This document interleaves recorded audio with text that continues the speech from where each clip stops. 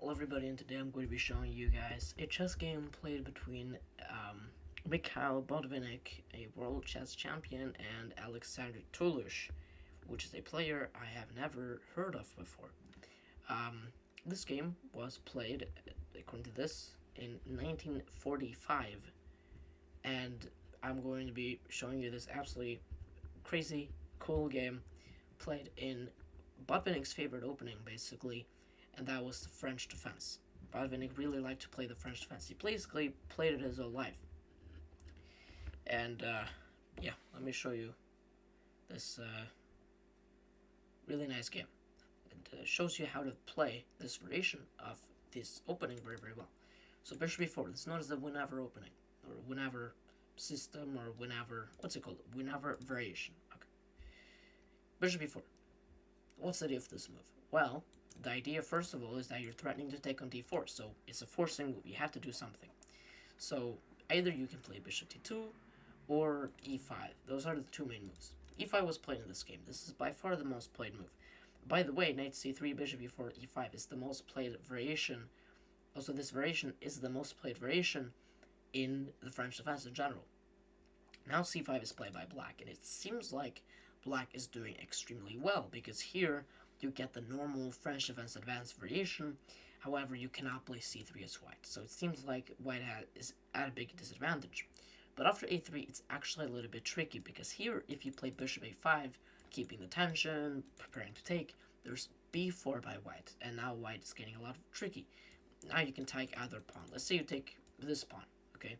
And now knight b5, now allowing discover check, but after some discover check doesn't really matter, then b3 is played, and the problem here is that this knight is going to go into the d6 square.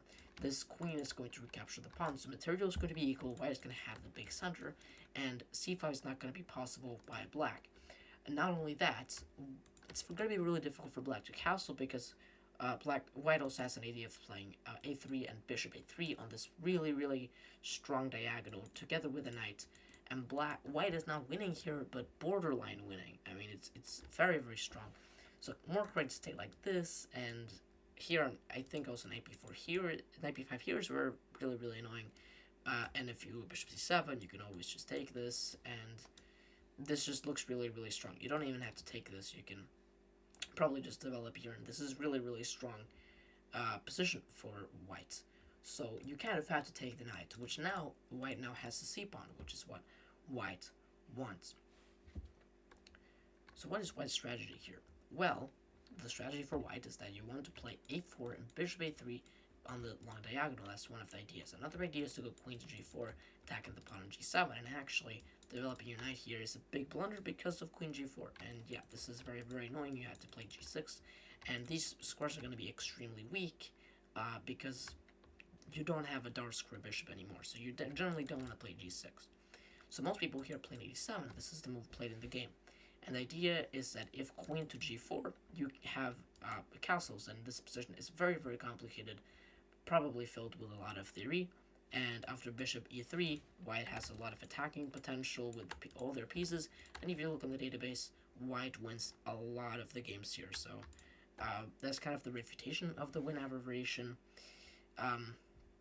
But in this game, instead, we saw the move knight f3, which is the positional variation of this opening. Now, the idea of knight a7, by the way, is to castle, pretty much.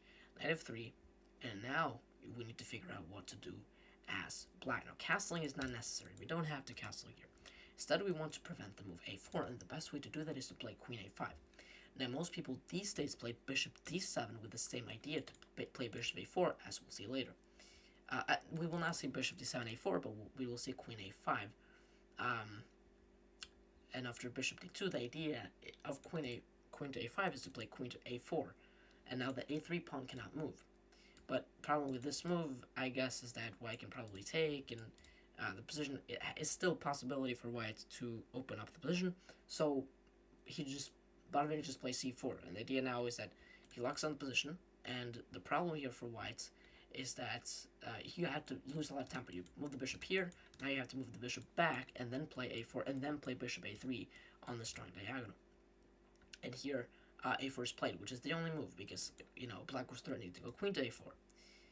And here knight to d7 is played by BOTVINNIK, and the idea is very, very nice. Play knight b6 and take the pawn, and there's not much that I can do about it. Bishop e2, which is not really that optimistic, according to BOTVINNIK, actually, from his notes after the game. Bishop e2 is not really that good of a move. Knight b6, castles, knight takes a4, and here BOTVINNIK is up a pawn, but there's a lot of annoying pressure on this knight. Knight to h4 is played by his opponent. Now, according to BOTVINNIK here, I'm pretty sure knight to g5 was a better approach, because after h6 you have knight h3 with the idea of knight f4 and knight to h5 attacking the pawn. And if black ever castles, then black is going to be in some danger. However, knight h4, according to BOTVINNIK, is not really that good of an option, because after the knight to g6, knight takes g6, h takes g6, BOTVINNIK argues that the only play that white has for the rest of the game is going to be with their pieces, because there's no f4, f5 break, because you just take the pawn. And according to the engine, well, the engine actually agrees. There's no pawn play here for white, which means that white only has to move the pieces for the rest of the game. So this position is already better for black, according to BOTVINNIK. Let's see what the engine says, actually. So the engine actually says this is better for the black pieces, which is really cool to see. So rook e1 is played by Toulouse, and you might think this move is kind of stupid, because it doesn't make much sense. But after bishop d7, kind of defending this, there's bishop f1. And now the idea for white is actually unleashed. The idea is to go rook e3, bishop f1, and bishop e3 with the same idea. Now, obviously, bishop f1 here would lose a pawn. So you go rook e3 or queen f3 with the idea to bring the bishop to a3. So what BOTVINNIK says here is that it looks like, black is a relatively simple game, but black has to play very, very precisely in order to take advantage of their pattern. And here BOTVINNIK says b5 is a great move! Exclamation point. After queen f3, you go rook b8, and here we can see the entire point of the opening. We see that white did play a4 and did everything right, but he won a pawn, and now these pawns are all moving forward, and black's king is very, very safe. Rook eb1. This is the entire point. Now white is kind of preventing black from pushing forward on the queen side. Queen c7. The idea of this move is very simple. You want to play pawn to a5, bishop c1, a5, and bishop e3. Those moves, I guess, are pretty obvious. Now, you do not want to castle here in general, because you want to put the rook on the h-file. That's a really nice resource that you can have in the future, and as you'll see from the rest of the game, that is a really, really nice resource. And now rook b6 is played, queen g3, and queen to d8. Now, what's the idea of rook b6, you might be asking? Well, this is an idea for white, and actually, after this move, you're going to sack the exchange. And we'll see what happens. Maybe he's going to sack the exchange, perhaps aiming at this, queen d8, and now bishop d6. Now, here also, you can also play queen b8, now aiming at a b4 break, but queen d8 and bishop d6. And can you guys guess the next move? Obviously, he sacked the rook. This bishop is extremely strong, so he sacrificed the rook and got into this position. Bishop d6, and the idea of this move is very, very simple. You want to, move the king to d7, actually. That is the idea of bishop c6. And you're just improving everything about the position. Now here, I think there was a brilliant variation that BOTVINNIK came up with. If I can remember it, it is the move queen to h... Oh, wait. It is like this variation. And then... No. Sorry. Bishop c6 here. And then there was the move queen h4. I'll actually turn off the engine for this. This is really, really brilliant. Queen to h4 in the notes by BOTVINNIK. Queen to e5. And then queen to f6. Take. And then white can sacrifice the rook, win the other rook as well. But after a3, this pawn is going to become a queen. There's nothing white can do about it. Pretty goddamn great. That's absolutely brilliant. Rook h8, you just push. And, actually, wait, what? Oh, after this move, you can just take the rook, exactly.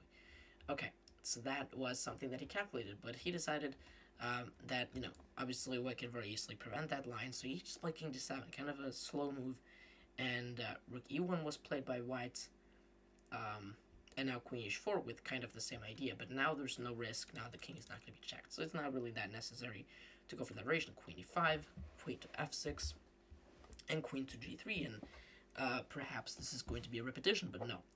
Rook h4. What's the idea of rook h4?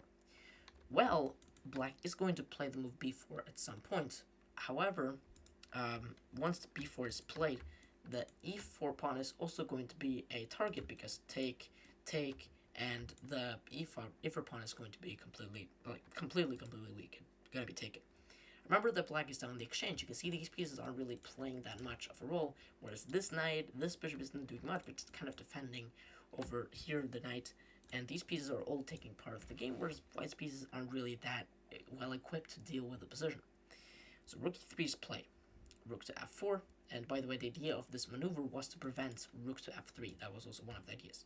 Bishop e2, queen h4, and now again, if you trade queens there, this is very much good for black. Engine is going to probably find some crazy ideas if you analyze with the engine, but this was obviously before the engine existed. And again, like b4, it's practically going to be really dangerous, and b4 take, and this is going to be really good for black. Bishop f3 was played instead, and now finally you play b4. Now white decided to trade exchange queens, played g3, and now I have a little bit of a puzzle for you guys, because, should you take the pawn on h3 or not? Well, rook h8 was played during the game. If you take the pawn, this is actually a mistake, and you guys will figure out why. Because taking this actually loses time. You have to play rook h8, take, rook b1, and the Tarif Dio going for this idea is that now you have rook b8. If instead you were greedy and took this pawn, white would win the very important pawn on b4, and your rook is very badly placed on h3. So you have to move the rook to h8, take, rook b1, rook b8, and now white is actually just completely hopeless. Look at the engine here. Actually, surprisingly enough, this is hopeless for white, even though white is up in exchange. It's because of the positional bind that black is on the position. White simply has no plan. And after a few moves, I'm not going to commentate on these moves. They're probably quite simple. Like, look at this. Black is all the time in the world. He just goes here, and there's nothing you can do. Not only is this pawn weak, but you can see that eventually, like, such shuts down all the counterplay. Rook a2, bishop e2, and black wins. Black wins. Like, white plays his move, and then white resign. So yeah, it's really quite a nice game here. Obviously, this move would lose to this fork, and what I like about this game is that not only did he sacrifice the exchange, that's not really the beautiful part about the game, it's about his understanding of the position. Like you can see here, this bishop here kind of ruled the position. It's kind of preventing queen c7, prevented king e7, prevented queen e7. It's kind of an annoying bishop. It kind of gets rid of all the freedom of the black position. So you sack a rook, which isn't really that worth really that much in a close position. So in a close position, sacking material is probably not that bad of an idea, and you can see that eventually it worked out, and these pawns eventually won in the game.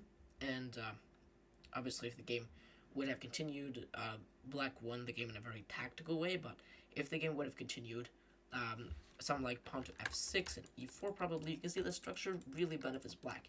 The only reason why black is winning here is not because of material, it's because he has a winning structure in general. This pawn is weak, f6 and e5, take, and there's like 4 passed pawns versus 1, and this is going to end up being completely hopeless for white. The only hope white has here is for some kind of roast and stalemate trick, but that's obviously not going to happen. So hopefully you guys enjoyed this video. Bye.